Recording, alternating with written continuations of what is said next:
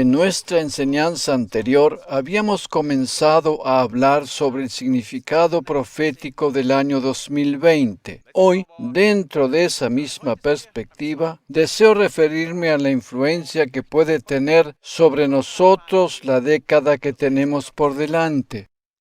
Acabamos de comenzar un nuevo año, pero también una nueva década.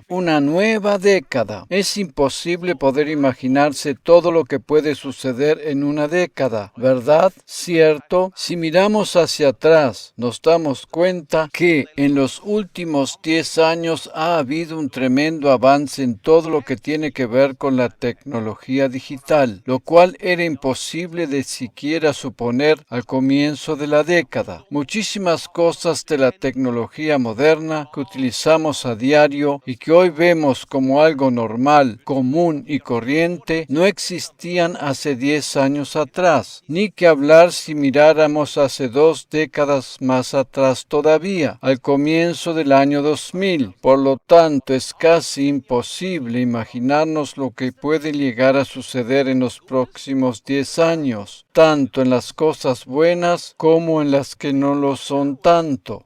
En realidad, si bien el tiempo pasa rápido, 10 años es un largo lapso de tiempo. 10 años pueden ser más que suficientes para que las cosas cambien radicalmente. Todo. Por ejemplo, si ahora eres soltero, de aquí a 10 años puedes haberte casado y ser padre de 3 hijos. El rey Ezequías estaba enfermo y a punto de morir cuando Dios le añadió 15 años de vida. Tal vez desde la perspectiva de una persona muy joven, sana, fuerte y con toda la vida por delante, 15 años no le parezca demasiado. Sin embargo, así y todo, este es un largo periodo de tiempo. En 10 o 15 años se pueden hacer muchas cosas. La década que tenemos por delante habrá de ser decisiva en la historia de la humanidad, mucho más decisiva que cualquier otra anterior. El tiempo que se avecina habrá de ser realmente decisivo en todo sentido. No me refiero solamente a los avances científicos o tecnológicos que puedan llegar a haber, sino a cambios radicales en todo sentido. No se necesita ser profeta para decir que el mundo se encuentra convulsionado y se enfrenta a numerosos cambios, sobre todo en lo que a la política se refiere. Por esa razón, en la enseñanza del día de la fecha, vamos a considerar 2 ámbitos principales. Uno que tiene que ver con el mundo y el otro que tiene que ver con la iglesia. Nosotros, como creyentes en Cristo, estamos en el mundo, pero no pertenecemos a él. Nuestra verdadera ciudadanía está en el cielo. De todas maneras, si bien nos regimos por las leyes divinas, las cuales son diferentes a las del mundo, las cosas que suceden en él nos afectan de alguna manera. Nuestra existencia no está condicionada solamente al mundo que nos rodea, sino que, como ciudadanos celestiales que somos, dependemos completamente de Dios y confiamos en su ayuda y provisión. En la enseñanza anterior habíamos considerado en detalle las palabras del Salmo 20 y habíamos visto que este es un salmo para la iglesia, en el cual el Señor nos promete su ayuda y provisión aún en los tiempos difíciles. Vamos a considerar ahora el Salmo 120 y con eso nos vamos a dar cuenta que el panorama cambia completamente. Este es un salmo que tiene que ver con el mundo. Hay un contraste muy marcado entre estos 2 salmos. La Biblia nos dice que el mundo se habrá de poner cada vez más oscuro y peligroso, pero al mismo tiempo el camino del creyente será cada vez más claro. Te invito a ir conmigo al Salmo 120. Allí vemos que, si bien el primer versículo se refiere a la salvación del creyente, el resto tiene que ver con la situación del mundo en general. Leemos de la versión Nueva Traducción Viviente. Llevé mis problemas al Señor, clamé a Él y respondió mi oración. Rescátame, oh Señor, de los mentirosos y de todos los embusteros. Ay, lengua engañosa, ¿qué hará Dios contigo? ¿Cómo aumentará tu castigo? Te atravesarán con flechas afiladas y te quemarán con brasas encendidas. Cuánto sufro en el lejano Mesec, me duele habitar en el distante Cedar. Estoy cansado de vivir entre personas que odian la paz. Busco la paz, pero cuando hablo de paz, ellos quieren guerra. Esto no es casualidad, ¿verdad? Estas palabras describen la situación actual del mundo. Hay un contraste muy grande entre el mundo que cada vez se torna más tenebroso y la Iglesia de Cristo que tiene luz propia y ésta va en aumento hasta que Él la venga a buscar.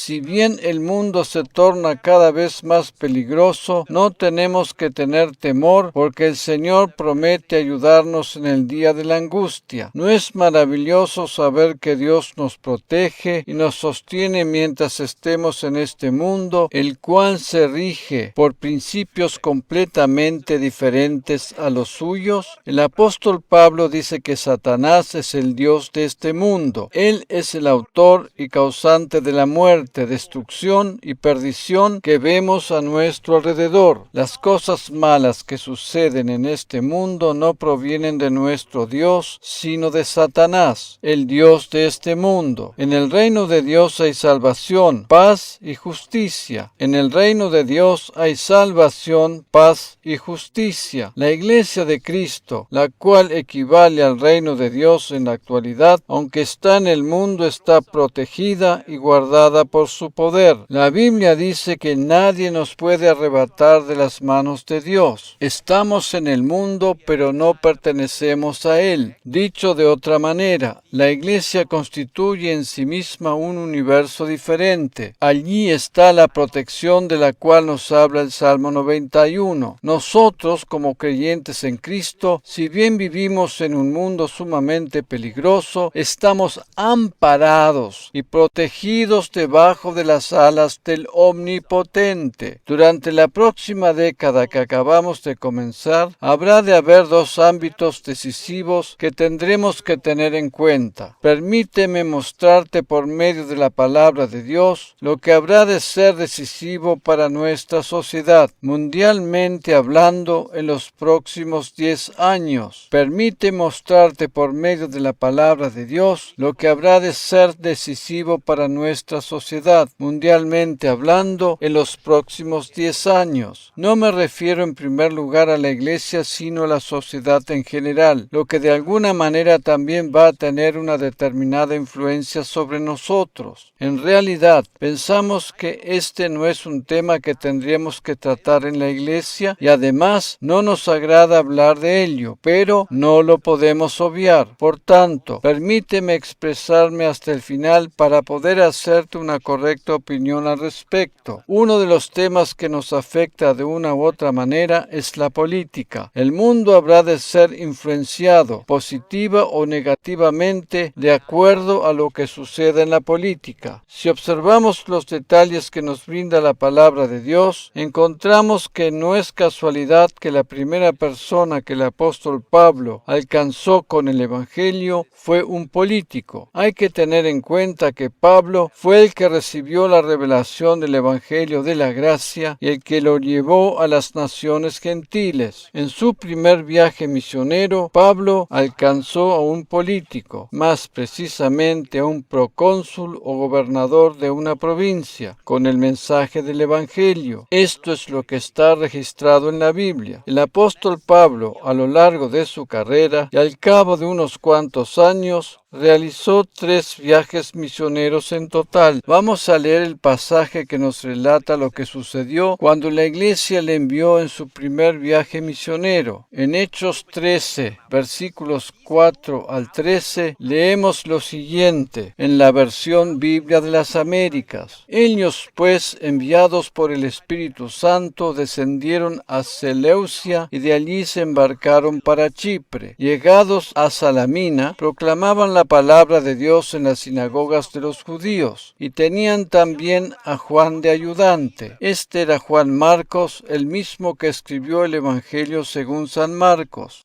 Después de haber recorrido toda la isla hasta Pafos, encontraron a cierto mago, un falso profeta judío llamado Bar Jesús, y que estaba con el procónsul Sergio Paulo, hombre inteligente. Este hizo venir a Bernabé y a Saulo, y deseaba oír la palabra de Dios. Pero Elimas, el mago, pues así se traduce su nombre, se les oponía, tratando de desviar de la fe al procónsul. Entonces Saulo, llamado también Pablo, lleno del Espíritu Santo, fijando la mirada en él, dijo: Tú, hijo del diablo, que estás lleno de todo engaño y fraude, enemigo de toda justicia, ¿no cesarás de torcer los caminos rectos del Señor? Ahora, he aquí, la mano del Señor está sobre ti, te quedarás ciego y no verás el sol por algún tiempo. Al instante niebla y oscuridad cayeron sobre él, e iba buscando quien lo guiara de la mano. El apóstol Pablo hizo uso aquí de la autoridad espiritual que Dios le había concedido. Entonces el procónsul, cuando vio lo que había sucedido, creyó, maravillado de la doctrina del Señor. Pablo y sus compañeros zarparon de Pafos y llegaron a Perge de Panfilia, pero Juan, apartándose de ellos, regresó a Jerusalén. Pablo utilizó su autoridad espiritual para frenar los poderes del enemigo que estaban intentando ejercer una influencia negativa sobre este procónsul con el propósito de evitar que reciba el Evangelio. Aquí encontramos algo realmente interesante, y es que los poderes del mundo de las tinieblas estaban tratando de influenciar negativamente a un político. Esto me hizo reflexionar bastante.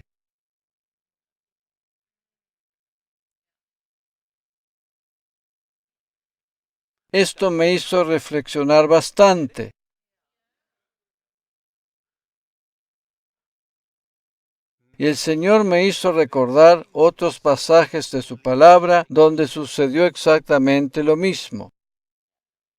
Por ejemplo, el faraón de Egipto en el tiempo de Moisés. ¿Quiénes conformaban su séquito más cercano? Los magos y hechiceros. Moisés se vio confrontado a ellos y a sus trucos, y demostrar que él contaba con el poder de Dios, que era muy superior. Hay que tener en cuenta que, en aquel entonces, el faraón no era simplemente un hombre, sino que era considerado también una divinidad. Por lo tanto, esta confrontación tenía que ver con un nivel mucho más profundo, pues era una lucha entre el mismo Dios y los poderes de las tinieblas de Satanás. Por más que Faraón se presentara como una divinidad, nuestro Dios, el Dios verdadero, es quien tuvo la victoria. Amén. Pero lo que vemos aquí es que el Faraón, la máxima autoridad de aquella nación, estaba rodeado por aquellos que practicaban la hechicería. Por ejemplo, alguien que encontramos en la Biblia en relación a este tema es Daniel, quien vivió en el tiempo del rey Nabucodonosor. La Biblia nos refiere que el rey Nabucodonosor estaba rodeado de magos, astrólogos y encantadores, y nos dice también que Daniel, un hombre de Dios, llegó a ser el jefe de todos ellos. Esto nos muestra que Dios puede obrar a favor de sus hijos aún en medio de la más absoluta oscuridad. El poder de las tinieblas estaba en plena acción en el tiempo en que Dios levantó a Daniel y a sus amigos.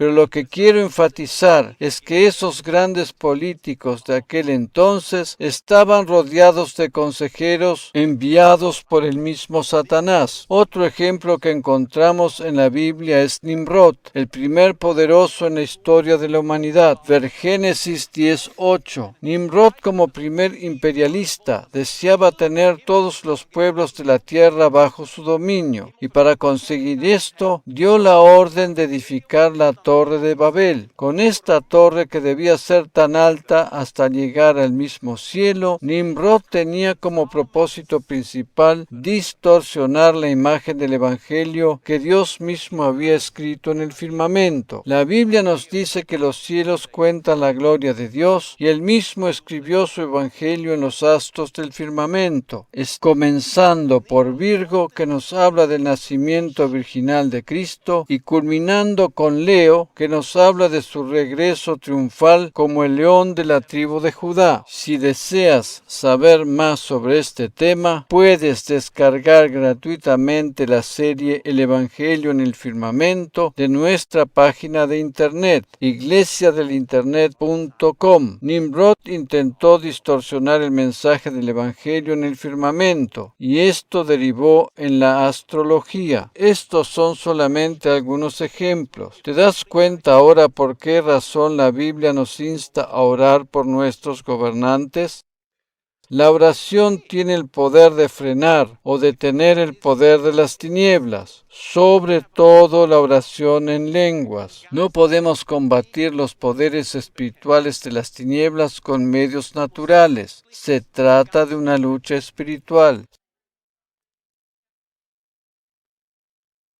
Satanás, nuestro enemigo, ha tratado siempre de infiltrarse por medio de sus agentes de maldad en los altos rangos de los gobiernos, y lo sigue haciendo hasta el día de hoy. Naturalmente que no todos son conscientes de este peligro. Hay muchísimos políticos, tanto a nivel local como nacional, que tienen muy buenas intenciones y desconocen realmente lo que sucede en un nivel espiritual. Lo que nosotros tenemos que entender es que el diablo intenta cumplir sus planes influenciando negativamente a las personas que están en cargos importantes, y lo hace a sabiendas porque de esta manera está influenciando negativamente a toda la sociedad. Naturalmente que no podemos generalizar diciendo que todos los que están en la política actúan mal deliberadamente. Por supuesto que no. Si bien hay políticos corruptos y actúan mal deliberadamente, hay muchísimos más que intentan hacer las cosas bien, pero que no son conscientes de los poderes de maldad que pululan a su alrededor. Muchos de ellos desconocen totalmente la realidad del mundo espiritual, y si bien perciben oposición y resistencia para llevar a cabo sus buenos proyectos, lo atribuyen a condiciones naturales. Estoy plenamente convencido